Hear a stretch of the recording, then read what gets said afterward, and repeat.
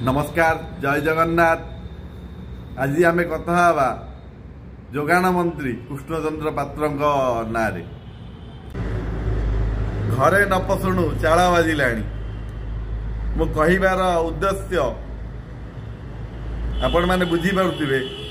किछि दिन तले से जोगाण मंत्री विधानसभा डिंडिम पिटुले कि बीजेडी सरकार सबू नहीं जाइए खाई जाइए लुटी देइछि, किंतु तांको नारे आज अभियोग आसिलानी जत्तानगर रे से आज 25 एकर जगह को हड़प करचंती।